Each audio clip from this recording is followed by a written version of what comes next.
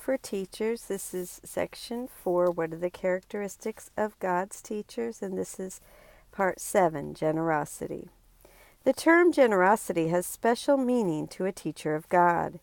It is not the usual meaning of the word. In fact, it is a meaning that must be learned, and learned very carefully. Like all the other attributes of God's teachers, this one rests ultimately on trust. For without trust, no one can be generous in the true sense. To the world, generosity means giving away in the sense of giving up. To the teacher of God, it means giving away in order to keep. This has been emphasized throughout the text and the workbook. Footnote 44.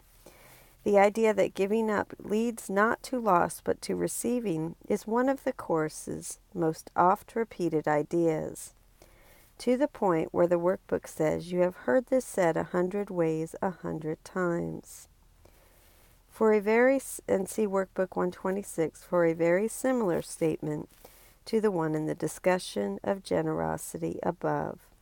Today's idea, all that I give is given to myself, completely alien to the ego and to the thinking of the world, is crucial to the thought reversal which this course would bring about.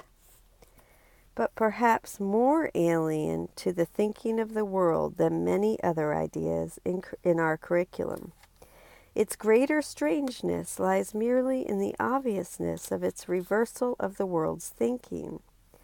In the clearest way possible and at the simplest of levels, the word means the exact opposite to the teachers of God than it does to the world.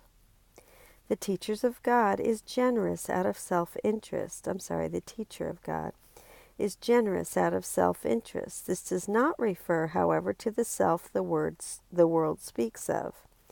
The teacher of God does not want anything he cannot give away, because he realizes that it would be valueless to him by definition. And 45, what does the teacher of God generously give? Based on the discussion above, it would be all the things that we often withhold from others out of fear of loss, but that the teacher now gives, trusting that he will gain. This would include emotional gifts like love and forgiveness, as well as more physical gifts like gifts of time, energy, things, and money. What would he want it for? How? He could only lose, and of course I just had the page turned.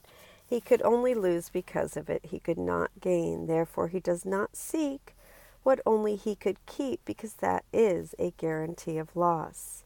He does not want to suffer. Why should he ensure himself pain?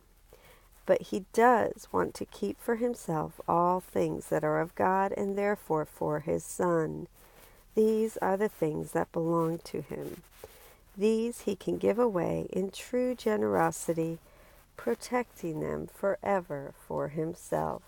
Thank you so much for joining with me in this section 7, generosity. In section 4, what are the characteristics of God's teachers? I love you. Thank you for joining with me.